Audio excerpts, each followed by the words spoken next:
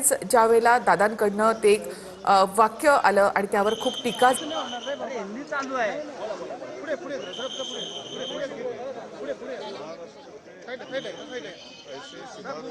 ये तामरे कि जो महाराष्ट्र के नुकसान को कभी दोबारा भर के नहीं निकलने वाला है, एक विजन रखने वाला नेता और आम जनता के हित के लिए काम के लिए हमेशा तत्पर रहने वाला और शिस्त प्रिय नेता करके उनका नाम था और डेवलपमेंट के लिए खुद एक ऐसा एग्रेशन रखने वाला नेता मैंने देखा ही नहीं।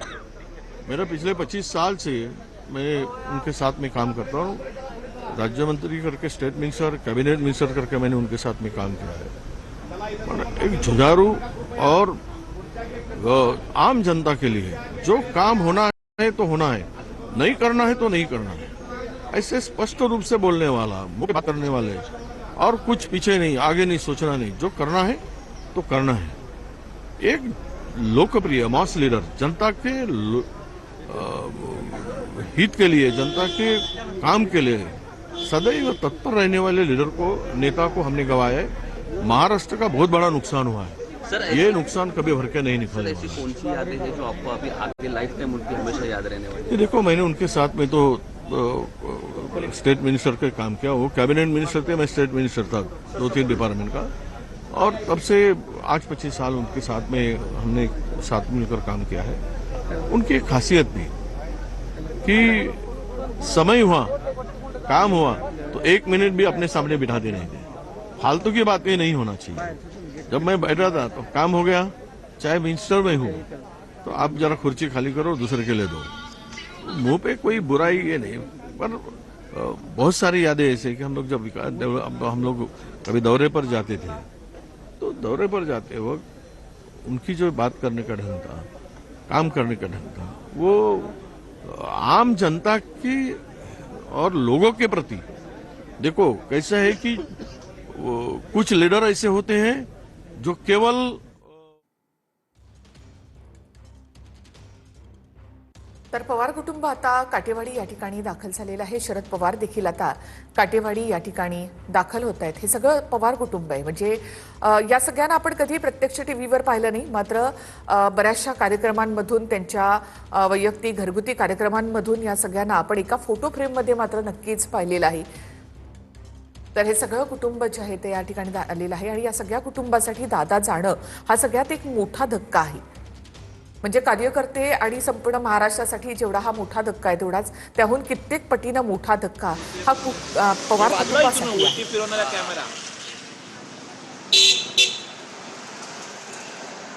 तर मुख्यमंत्री देवेंद्र फडणवीस हे सुद्धा आता बारामतीकडे निघालेले आहेत। आपल्या मित्राला अंतिम निरोप देण्यासाठी म्हणून देवेंद्र फडणवीस आता बारामतीकडे रवाना झाले आहेत।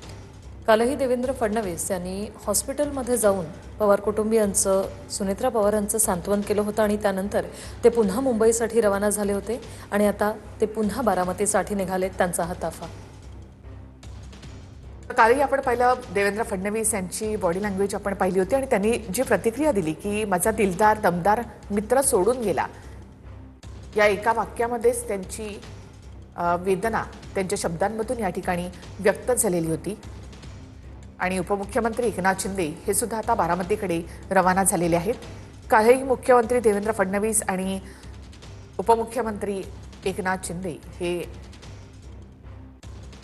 बारामतीमध्ये गेलेले होते। एकत्रच त्यांनी सुनेत्रा पवार यांचे या ठिकाणी सांत्वन केलेलं होतं आणि आता पुन्हा एकदा मुख्यमंत्री, उपमुख्यमंत्री बारामतीकडे आपल्या लाडक्या सहकार्याला, आपल्या लाडक्या मित्राला निरोप देण्यासाठी म्हणून मुख्यमंत्री, उपमुख्यमंत्री त्या ठिकाणी दाखल झाले। खरं तर आपल्यासाठी सुद्धा वृषाली एक कठीण असा हा क्षण आहे। तर शरद पवार विद्याप्रतिष्ठान या ठिकाणी पोहोचलेले आहेत। जय पवार त्या ठिकाणी आहेत। जय पवार काटेवाडी या ठिकाणी गेलेले आहेत। पार्थ पवार देखील काटेवाडीमध्ये आहेत। तर शरद पवार विद्याप्रतिष्ठान या ठिकाणी आलेले आहेत। अतीव दुःख, वेदना हे शरद पवार यांच्या चेहऱ्यावर काल देखील दिसत होतं।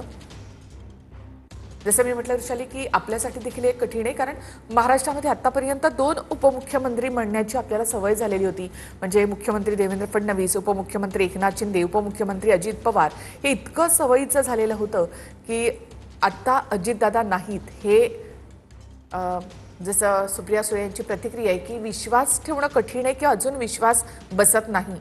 तर आज ही प्रतिक्रिया खरं तर सगळ्यांचीच आहेत की दादा या ठिकाणी नाहीत किंवा दादा आपल्यात नाहीत, हे मान्य करणं, यावर विश्वास ठेवणं तेवढंच कठीण जाते.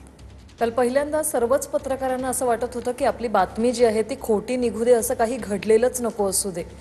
कारण दादा हे व्यक्तिमत्व जे ते आपण मोजक्या शब्दात कधीच बांधून ठेवू शकत नाही. दादा म्हणजे भाऊही होतो, दादा म्हणजे दराराही असो, आणि अजित पवार यांच्या स्वभावाचे एवढे पैलू प्रत्येकाने वेगवेगळे अनुभवले. जिथे त्यांना सक्ती करायची असते तिथे ते अगदी कडक नियम देतात, अगदी कठोर शब्दात बोलतात. मात्र जिथे त्यांना कळतं की कोणाला भावनिकरित्या त्यांची गरज आहे तिथे देखील दादा अगदी खंबीरपणे त्यांच्या पाठीशी उभे राहिलेत. नक्कीच. आणि दादा ज्या ज्या ठिकाणी असायचे, म्हणजे समजा ते बारामतीमध्ये आहेत किंवा पुण्यामध्ये आहेत किंवा इतर बीडमध्ये आहेत, तर कुठेही जाऊ दादा ज्या ठिकाणी जा तिथे 6 वाजता पत्रकारांचा दिवस सुरू व्हायचा. कारण दादा 6 वाजता फील्डवर असायचे. वेगवेगळ्या ठिकाणी जाणं, अधिकाऱ्यांची तारंबळ उडायची. आज दादा त्या ठिकाणी येत आहेत. म्हणजे दादांची मुलाखत जरी घ्यायची झाली तरी जर 7 वाजता मुलाखत असेल तर आपल्याला 6:30 वाजता तिथे जाऊन बसावं लागायचं, कारण दादा 6:45 वाजता येऊन बसायचे. तर शरद पवार आपण या ठिकाणी पाहतोय, विद्याप्रतिष्ठान या ठिकाणी आता दाखल झाली.